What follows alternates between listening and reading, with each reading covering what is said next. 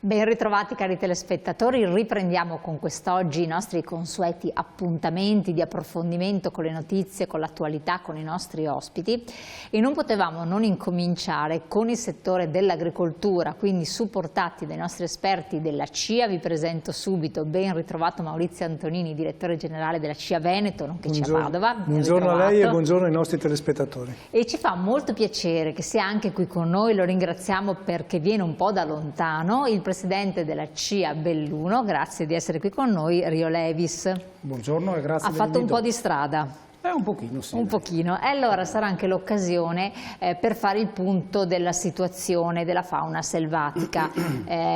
Lo sappiamo, non riguarda solo un'area, perché poi molti di voi vetterano, ma anche qua sui Colli Euganei, ma poi sui Berici e l'altopiano di Asiago, e non è solo il bellunese, verissimo, e quindi il direttore ci farà chiarezza su questo, però l'ente di ingrandimento questa volta nell'area, in modo particolare del bellunese, perché ci sono delle specie che in qualche modo sono protette, che purtroppo provocano danni al bestiame, agli allevatori, a delle produzioni di carattere produttivo molto importanti. È vero, direttore?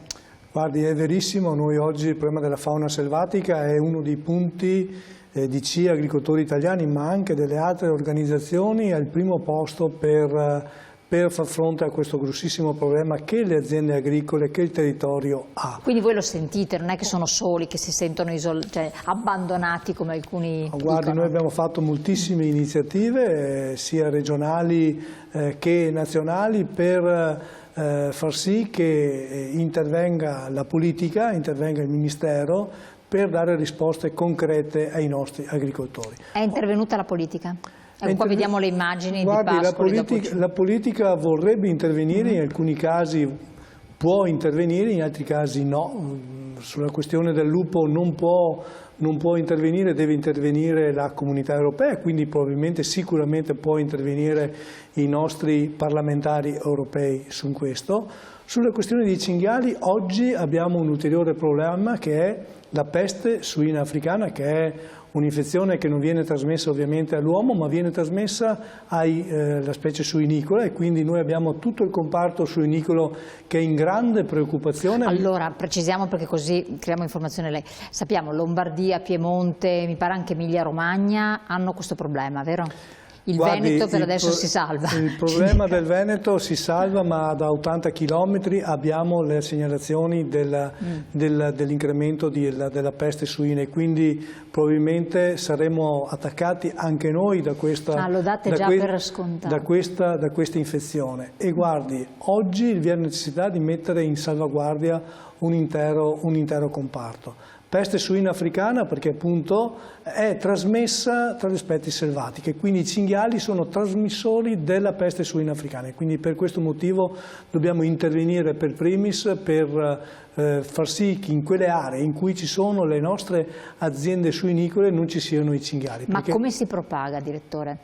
Cioè, perché c'è questo timore così forte e perché vengono, se non erro, abbattuti anche dei capi, no? Ad oggi siamo già arrivati a circa 52.000 capi abbattuti a livello nazionale, e soprattutto tra Liguria, Piemonte e Lombardia.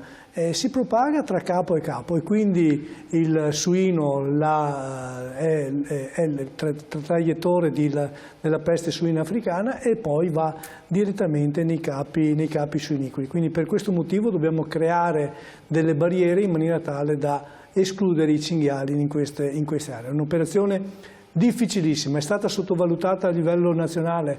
Probabilmente sì. Oggi sono circa dai 18 ai 20 focolai oggi solo in Lombardia, e come dicevo sono a 70-80 km dal confine veneto. Ma qui non parliamo più di confine, ma dobbiamo parlare di una situazione di gravità assoluta che noi abbiamo nel comparto suinicolo. Quando questa peste suina si diffonde, quindi devono essere abbattuti questi capi, anche se lei ha detto che comunque non viene trasmessa all'uomo, giusto? Quindi c'è questo almeno. Assolutamente sì. Però non si possono avviare le produzioni con questi capi, cioè non è che il capo abbattuto può essere macellato, no. Si devono abbattere i capi, e purtroppo si devono abbattere i capi sani, quindi voglio dire, ma è normale che noi dobbiamo far scorazzare i cinghiali che sono ammalati e dobbiamo abbattere i capi sani dei suini. Questo è il punto della questione, soprattutto mettendo in grossa difficoltà un comparto suinicolo per quanto riguarda il Veneto di circa 1100 aziende suinicole che hanno redditività sul comparto, e quindi una situazione di grande difficoltà e di grande preoccupazione sia da parte dei suinicoli ma anche da parte della Regione Veneto e delle associazioni. Direttore, sono previsti dei ristori? Sì, guardi, sulla questione dei ristori noi non ci stiamo, cioè noi vogliamo che non ci sia la propagazione. Poi probabilmente i ristori ci saranno anche, le aziende dovranno oggi fare grossi investimenti sulla biosicurezza e quindi chiediamo in questo caso l'intervento da parte della Regione Veneto e anche da parte del Ministero per dare la possibilità alle aziende di avere dei finanziamenti per la biosicurezza, ossia fare degli accorgimenti all'interno delle proprie aziende con dei recinti o disinfestazione o altri elementi che ricoprono tutti quei valori della biosicurezza per eliminare questa gravità suinicola che noi oggi abbiamo. C'è una delibera del 16 luglio 2024, quindi recentissima, che indica delle nuove linee operative e io leggo qui si tratta anche di una figura del bioregolatore. Cos'è? Guardi, quella delibera la conosciamo bene, il bioregolatore è quella persona che è una via di mezzo tra il cacciatore e il selecontrollore.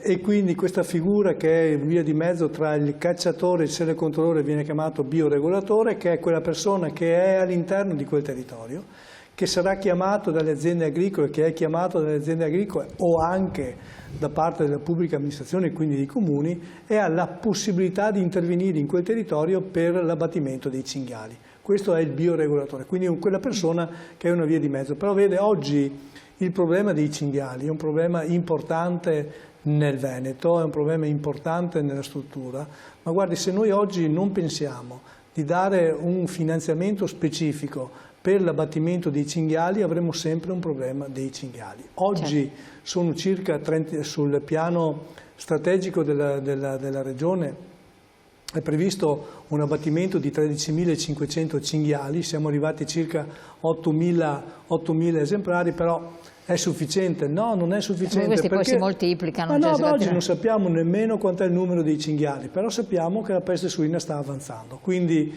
vede, oggi è necessario intervenire in maniera corretta e concreta con tutti quelli che oggi si adoperano questi, quindi da parte della provincia, da parte della polizia provinciale, da parte degli agricoltori, da parte delle associazioni di categoria, da parte della regione, da parte degli enti parco, nel caso specifico dei Colli Ugani ed altri parchi limitrofi. Quindi oggi vi è la necessità che tutti si adoperano a questo e quindi vi è una difficoltà di mettere in linea tutto quanto ciò. Giusto per citare una cifra, sono 90 milioni di euro all'anno il fatturato del settore solo suinicolo. Questo per rendersi conto. Sì, guardi, i 90 milioni sono relativi solo per un'area ben precisa. Sono circa 250 milioni specifiche a livello regionale. Noi ricordiamo ai telespettatori che siamo produttori delle DOP, siamo produttori del prosciutto di Montagnana, siamo produttori del prosciutto di Parma, siamo produttori del prosciutto di San Daniele e già oggi più del 20% della produzione che va in Cina è stata sospesa. Quindi già oggi il settore suinicolo è in difficoltà per l'esportazione anche nelle aree indenni in questi paesi asiatici. Quindi oggi già il settore è in difficoltà. Quindi si immagini lei nel momento in cui la peste suina dovrebbe entrare nel Veneto cosa potrebbe succedere. Assolutamente. Presidente, portiamoci alle terre alte, poi ritorniamo anche al discorso dell'agricoltura più di pianura o comunque di zone dove ci sono i cinghiali. Le terre alte sarebbe l'area del Bellunese in particolar modo, ma non abbiamo anche la provincia di Vicenza. Sì. Che problema c'è adesso? Meno cinghiali o anche lì cinghiali o qualche cos'altro? Ma mi sento di dire, un po' come diceva anche il direttore, lo stesso problema che c'è magari qui in pianura lo abbiamo decisamente anche noi in montagna, sia con appunto il cinghiale, non dimenticherei il cervo, certo, anche i cervi, per poi andare a finire anche con il famigerato lupo che insomma continua Allora, i cervi che problemi provocano? I cervi di fatto, diciamo, compromettono sempre le culture, tanto come insomma fanno i cinghiali. Diciamo che a Belluno le culture che vengono utilizzate di più sono, diciamo, il mais, che viene utilizzato la maggior parte delle volte per gli allevamenti, per creare le scorte, insomma, per gli allevamenti, e può essere una parte legata appunto anche alla parte ortaggi, che da noi si usa molto, magari le patate, una parte di fagioli e quant'altro.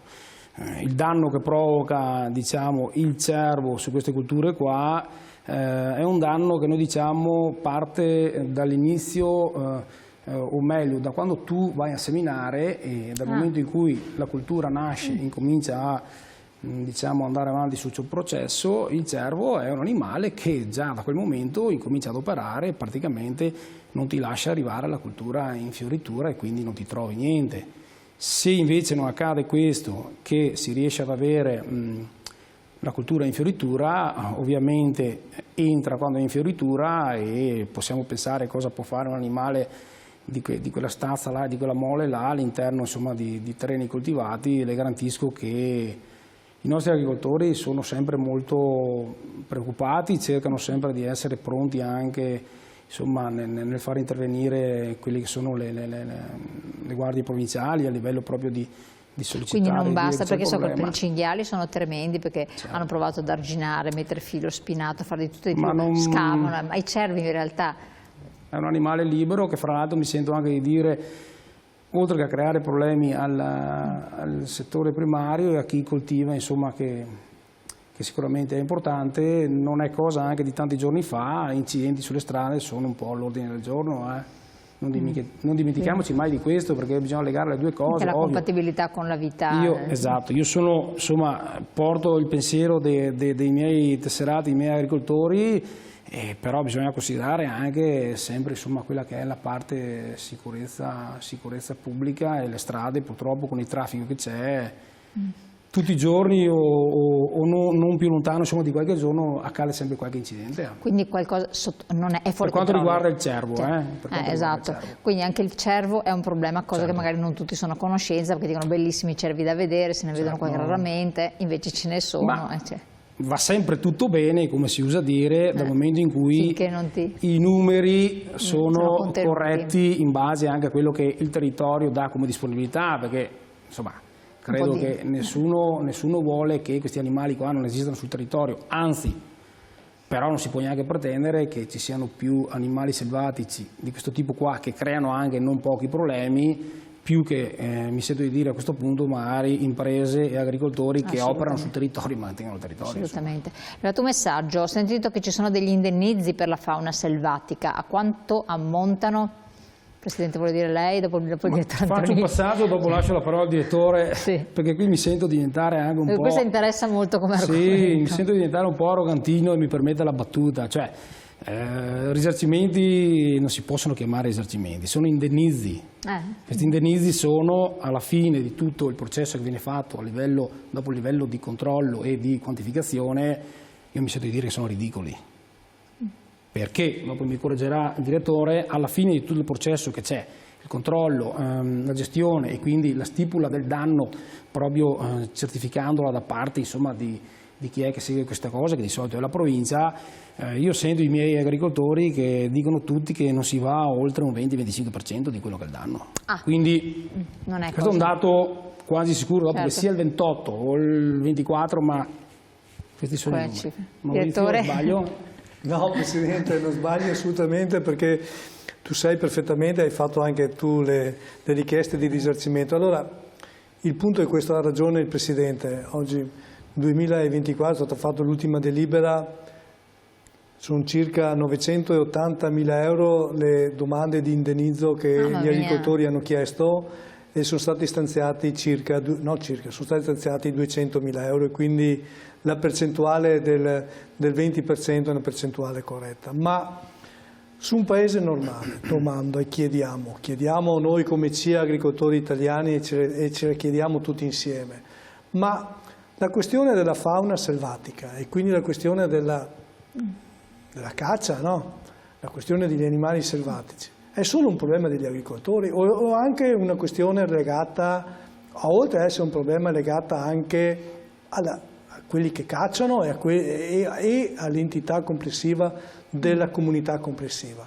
Perché se di questo stiamo parlando non è possibile allora che i danni siano in capo solo agli agricoltori, perché ad oggi questo è il punto. Il punto è che gli agricoltori subiscono il 100% del danno o il 60-30% della propria azienda e devono pagare complessivamente tutto loro. Cioè, io penso che questo non sia corretto. L'ambiente e il territorio è un ambiente di tutti e quindi la comunità si deve far capo di questo. I cacciatori ci sono su questo, ce l'hanno sempre detto, probabilmente le norme non sono abbastanza chiare per individuare anche un finanziamento corretto. Io penso che almeno sui danni che gli agricoltori chiedono, perché poi alla fine non tutti gli agricoltori chiedono i danni, perché se poi le percentuali sono quelle che ha detto anche il mio Presidente.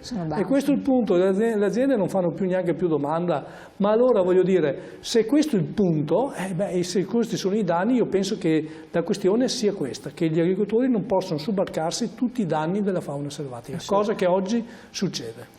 Sì.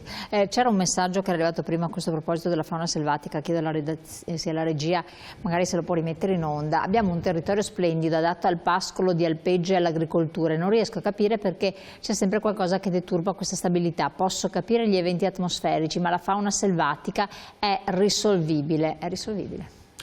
Ma mi piacerebbe avere un confronto con chi ha inviato questo messaggio, perché insomma io credo che ogni tanto per capire bene di cosa si parla bisognerebbe trovarsi nei luoghi e magari vivere un periodo e sicuramente le risposte arrivano da sole. Però al di là di questo, che insomma può essere un po' anche una provocazione, i nostri agricoltori e le nostre imprese, io dico sempre, hanno fatto il possibile e stanno continuando a fare il possibile con i dovuti modi e con quello che gli è stato imposto da parte, in questo caso, della nostra regione, di chi ha seguito i vari problemi, per cercare appunto di arginare questi problemi qua. Però di fatto, siccome che i selvatici sono anche loro come noi e prolificano, vanno avanti, i numeri cambiano, il tempo passa e riuscire a gestire un problema che una volta magari era un piccolo problema, qualche anno fa, oggi è diventato un grande problema, mi permetto di dire che anche i metodi che ci danno appunto per cercare di arginare il problema stanno diventando veramente che non